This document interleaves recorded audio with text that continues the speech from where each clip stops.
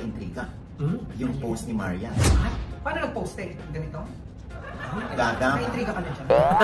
Oo! Ano ba naka-intriga? Di ba luma na yan ganyan? Nag-post. Oo. Sa Triptych kanyang kasi na socknet. eh, Ano di ba ba? nakalagay? Ito na yung nasusulat. Pansan. Everything you do in life is like a boomerang.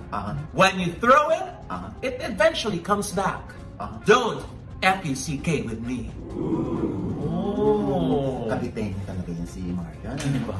Tapang-tapang na babae. Sino daw ba ang pinaparinggan ni Marian Rivera? Alam nyo, kawawa naman yung post na yun ni Marian. Kasi idinidikit siya kay Karil. Abdul Jabbar?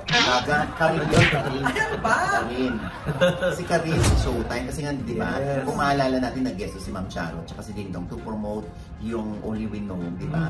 Tapos doon ay nakita yung dalawa. Pero magkalayo naman sila ng ano doon sa isang segment.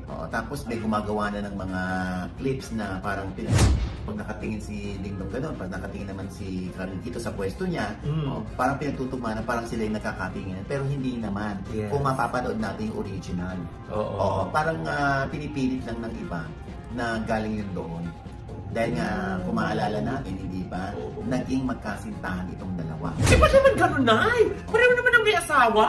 Yun na nga. Oo. Ewan ko kasi, grabe yung mga marites talaga. Oo. Talagang pinipilit nila na nagkakatinginan yung dalawa na hindi naman totoo. At para mag-guest dun si Ding Dong, ibig sabihin, nag-guest na din dati si Ding Dong doon eh. Tsaka si Marian eh. Pero wala si Karil. Wala si Karil. Oo. Pero disco, ano ba? Can we all move on? Yeah. Di ba may asawa na si Karil, si Yael.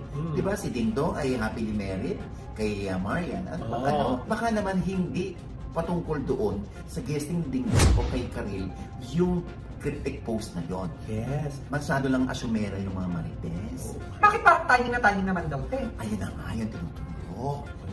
Marites na marites. Yun na nga yung inaano nila. Baka daw may kinalaman talaga to. At saka sinasabi nga din daw ng iba, Nay, dahil nga ngayon lang ulit nagkita yung dalawa after so many years. So baka nga daw tungkol doon yung post ni Marian. Diba? Alam mo, kahit naman anong sabihin natin dito, kung pagdating kay Marian, i-deny naman ito. At walang kinalaman yung guesting ni Ding Dong sa It's Showtime. Yes. Talo na ang mga marites dyan. Oh. Diba? Kaya, Diyos ko, hayaan na natin. Let's all move on. May kanya-kanya ng buhay yung dalawa. Huwag na natin intrigahin. Pero na-item mo pa rin. Oo ba? Pinag-usapan eh. Pinag-usapan. Ano yung sinasabi ko? Sumasaw-saw lang tayo. Sinasabi ko, te.